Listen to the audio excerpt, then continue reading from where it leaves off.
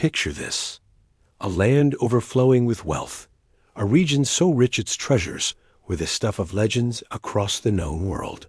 Before the rise of the Mughals, the Indian subcontinent was an economic powerhouse.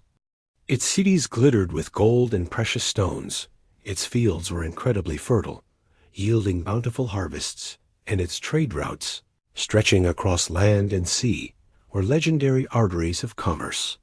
Spices, textiles, jewels, you name it, India had it.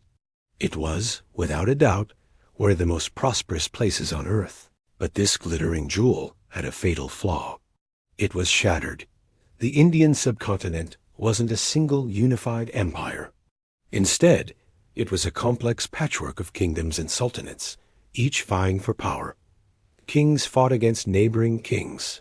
Sultans battled other sultans. Rajput clans warred with each other and with the Delhi Sultanate. This constant infighting, these endless rivalries, created a state of perpetual conflict. While armies were busy fighting their neighbors, the great mountain passes to the north, the traditional gateways for invaders, were left vulnerable. This incredible land, brimming with riches, was tragically unguarded. And far away, beyond those very mountains, in the rugged terrain of Central Asia, a storm was gathering. This storm wasn't one of wind and rain, but of ambition and steel. It was embodied in one man, a descendant of both Timur and Genghis Khan, a prince who had lost his own small kingdom in Fergana not once, but twice. He was a man with no land to call his own, no grand army to command, and seemingly no future. All he possessed was a burning, unshakable ambition, and a name that would soon echo through the ages: Babur. Driven from his homeland, he set his sights south, towards the fabled wealth of Hindustan. He saw the division, he saw the weakness, and he saw his opportunity. With a small, loyal band of followers, he began his incredible journey. This wasn't just another raid for plunder. This was a bid for an empire. Babur was about to knock on the door of Indian history, and when that door opened, he wouldn't just step through, he would kick it down, changing the destiny of the subcontinent forever. The age of the Mughals was about to begin. Thanks for watching. If you found this journey into the past fascinating, make sure to like, subscribe, and hit that notification bell so you don't miss our next chapter in this epic story. See you next time. Have you ever felt like the world was against you? Like you were born for greatness, but life just kept knocking you down? Well, let me tell you a story about a man who faced exactly that, and ended up building one of the most magnificent empires in history. This is the story of Babur. Zahir ad-Din Muhammad Babur was a prince, a descendant of both Timur the Great and Genghis Khan. You'd think he had it made, right? Wrong. He inherited a throne at the tender age of 12, but his kingdom was tiny and unstable. Almost immediately, he was driven from his home, the beautiful Fergana Valley in modern-day Uzbekistan. He became a king without a kingdom, a prince in exile. For years, Babur wandered the rugged landscapes of Central Asia. He was a fugitive, constantly on the run. He faced betrayals from his own family, crushing defeats in battle, and the bitter cold of a life lived on the fringes. Most people would have surrendered to despair. They would have accepted their fate as a footnote in history. But Babur was different. He possessed an unbreakable will. Every loss became a lesson. Every defeat taught him something new about warfare, about leadership, about survival. He was a poet and a writer, and in his memoirs, the Baburnama, he documented his struggles with brutal honesty. He learned to be patient, to adapt his strategies, and to pick his battles wisely. He gathered a small, loyal band of followers who believed in his vision, even when it seemed impossible. After years of fighting and striving, he finally managed to capture Kabul, securing a small base of operations. But his ambitions were much, much larger. He looked south, towards the vast and wealthy plains of Hindustan, ruled by the powerful Delhi Sultanate. It was a long shot, a gamble of epic proportions. In 1526, Babur marched into India, His army was a fraction of the size of the Sultan's forces. At the First Battle of Panipet, he was outnumbered at least 10-1. On paper, it was suicide. The Sultan Ibrahim Lodi was confident, leading a massive army with thousands of war elephants. It should have been an easy victory for him. But Babur had a secret weapon, something new to the Indian subcontinent: gunpowder. He had cannons and matchlock guns. More importantly, he had a brilliant tactical mind. He arranged his army in a clever defensive formation, using carts tied together to create a fortified line with gaps for his cavalry to charge through. When the battle began, the Sultan's army charged forward in a massive, disorganized wave. Babur's cannons roared to life, their sound and fury terrifying the elephants, which turned and trampled their own soldiers. Babur's archers rained arrows from the flanks, and his cavalry executed perfectly timed charges. The much larger Sultanate army was thrown into chaos. By the end of a single day, the battle was over. Ibrahim Lodi was dead, and his army was shattered. Just like that, the Delhi Sultanate collapsed. From the ashes of his own repeated failures, from a life of exile and hardship, Babur laid the foundation for the mighty Mughal Empire. An empire that would rule India for over 300 years, leaving behind a legacy of stunning architecture, art, and culture. Babur's story is a powerful reminder that our beginnings don't define our end. It's a testament to the power of resilience, learning from failure, and never, ever giving up on your dream. Thanks for watching, and if you enjoyed this story, make sure to like and subscribe for more. Imagine building a massive empire from nothing, only to have your son lose it all. That's exactly what happened to Babur, the founder of the Mughal Empire. His son, Humayun, just couldn't hold on to power. He was defeated, driven into exile, and for a moment, it seemed like the mighty Mughal dynasty was over before it even truly began. A tragic, short-lived story, right? But history had other plans. Humayun didn't give up. After years in exile, he staged a remarkable comeback, marched back into India, and reclaimed his father's throne. He restored Mughal rule against all odds. But his greatest contribution to history wasn't a battle or a building. It was his son, a boy who would grow up to become one of the greatest emperors the world has ever known, Akbar. For more incredible stories from history, don't forget to subscribe. You know, sometimes the most unlikely person becomes the greatest leader. After Humayun, the Mughal throne fell to his son, a young boy named Akbar. Here's the twist. Akbar was illiterate. He couldn't read or write, but his intelligence? It was off the charts. He understood that a true empire isn't just about conquering land. It's about winning over the hearts of the people. So what did he do? He introduced revolutionary policies. He championed religious tolerance, creating a space where Hindus, Muslims, and Sikhs could coexist peacefully. He established a fair tax system that didn't crush the common person. His administration was strong and efficient. Under Akbar, people stopped fearing Mughal rule. They began to accept it, even embrace it. This wasn't just a kingdom anymore. Akbar transformed it into a true unified empire. Thanks for watching, and don't forget to subscribe for more history stories. Did you know the Mughal Empire built one of the most powerful military machines of its time? They didn't just have numbers. They mastered modern warfare. Imagine this: swift, thundering cavalry charges combined with the earth-shattering power of heavy artillery. It was a deadly combination. The secret weapon? Gunpowder. It completely changed the rules of engagement. Mighty fortresses that once seemed invincible could now be blasted into rubble. Entire armies could be broken by a single well-aimed cannon barrage. The Mughals understood that discipline and technology were the keys to victory.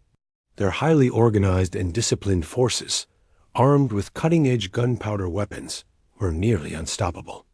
It's a powerful lesson from history. True power often follows technological advancement. Thanks for watching. and don't forget to subscribe for more. Ever wondered about the story behind one of the world's most beautiful buildings? Let's dive into the golden age of the Mughal Empire. After the great emperor Akbar, his son Jahangir took the throne, and then came Shah Jahan. This was a time of unimaginable splendor. The empire was swimming in richest gold, priceless jewels, and luxurious silks were everywhere. Art and culture flourished like never before. Shah Jahan wasn't just a ruler. He was a master builder, creating monuments that were more than just stone. They were symbols of his legacy. And the most magnificent of them all? The Taj Mahal. It wasn't just a tomb for his beloved wife. It was a breathtaking display of both love and the immense power of his empire. An architectural masterpiece that still captivates the world centuries later. If you enjoyed this glimpse into history, don't forget to like and subscribe for more stories. Ever wondered what it was like to live during the mighty Mughal Empire? It was more than just emperors and grand palaces. For ordinary people, life was surprisingly structured and sophisticated. Imagine a society with actual courts of justice, ensuring fairness and order. They had organized tax systems, which, believe it or not, helped run the empire smoothly. But it wasn't all rules and taxes. The Mughals established incredible trade routes that stretched all across Asia, bringing in exotic goods and new ideas. This made cities like Delhi, Agra, and Lahore boom. They became vibrant hubs where art flourished and different cultures beautifully blended together. From stunning architecture to intricate paintings, the Mughal era was a golden age of creativity. It was a world that was not just powerful, but also incredibly refined and full of life. Thanks for watching, and don't forget to subscribe for more history shorts. And then came Aurangzeb, a name that echoes through Indian history like a thunderclap. He took the Mughal Empire and stretched it to its absolute zenith, its borders swelling to their greatest ever extent. On a map, it looked like the ultimate triumph. But this colossal expansion came with a heavy price. Aurangzeb's rule was rigid, a stark contrast to the tolerance of his predecessors. Religious harmony began to fray, and resentment simmered. As his grip tightened, rebellions flared up across the vast empire, from the Marathas in the west to the Sikhs in the north. The empire was bigger than ever, yet it was hollowing out from the inside. This was the critical turning point. The magnificent Mughal vessel had grown larger than ever, but it had also started to take on water, beginning its long, slow descent. Stay tuned to find out what happened next. Thanks for watching. A mighty Mughal Empire, a dynasty that ruled for centuries, seemed invincible. But after the death of the formidable Aurangzeb, a slow poison began to creep through its veins. A series of weak and ineffective rulers took the throne, unable to command the respect or loyalty their ancestors once did. As their grip loosened, corruption spread like a plague, weakening the empire from within. Governors in distant provinces, sensing the power vacuum, began to act like kings themselves. They ignored orders from the central government, kept tax money for their own lavish lifestyles, and built up their private armies. The heart of the empire, once so powerful, was losing control. From the outside, the Mughal Empire still projected an image of grandeur and strength. Its palaces were magnificent, its ceremonies grand. But this was just a facade. The empire was hollow, a beautiful, fragile shell. And just then, a new kind of enemy appeared on the horizon. Not a rival king, not a conquering army. It was something entirely different. A company. A trading company that would change the course of history forever. Stay tuned to find out more. How did a group of merchants bring down one of the world's mightiest empires? It all started when the British East India Company arrived in India, not as conquerors, but as traders. They were looking for spices, textiles, and profits. But step by step, things began to change. First, they gained control over key trade routes and ports, building immense wealth and power. Then, they started influencing local courts and politics, playing rulers against each other. As their influence grew, The once powerful Mughal emperor became weaker and weaker, a ruler in name only. The final blow came in 1857. After a massive rebellion was crushed, the British exiled the last Mughal emperor, Bahadur Shah Jahan. And just like that, after more than 300 years of glory, the Mughal Empire officially came to an end. It's a powerful story of how commerce turned into conquest. Thanks for watching, and don't forget to subscribe for more history shorts. Ever wonder what empires leave behind after they fall? Let's talk about the Mughals. For centuries, they ruled over a vast part of the Indian subcontinent, and their influence is still all around us today. Just look at the breathtaking architecture. The Taj Mahal, the Red Fort, these aren't just old buildings. They're timeless masterpieces that still inspire awe. But it's not just about stone and marble. The Mughals enriched the culture in so many ways. They influenced the language we speak, the delicious food we eat, and even the clothes we wear. Their system of administration laid the groundwork for modern governance in the region. So, while the Mughal Empire itself is a thing of the past, its spirit is alive and well. It's a powerful reminder that empires may crumble, but culture, art, and ideas can last forever. What do you think is their most significant legacy? Let me know in the comments below. Thanks for watching. Have you ever wondered what really makes an empire fall? The Mughal Empire offers a powerful lesson. It teaches us that power without unity is fleeting, and gold without justice simply vanishes. It all began with Babur's fiery ambition, carving out a new dynasty. Then came the Golden Age under Shah Jahan, who built wonders like the Taj Mahal, a symbol of immense wealth and glory. But this dazzling peak was followed by a steep decline. Aurangzeb's relentless expansion stretched the empire to its breaking point, planting the seeds of its own destruction. The Mughal story is a mirror for all empires. They ruled with magnificent kings and mountains of gold, but when that power lost its balance, when unity fractured and justice was forgotten, the entire magnificent structure began to crumble. It's a timeless reminder that true strength isn't just about conquest, but about holding it all together.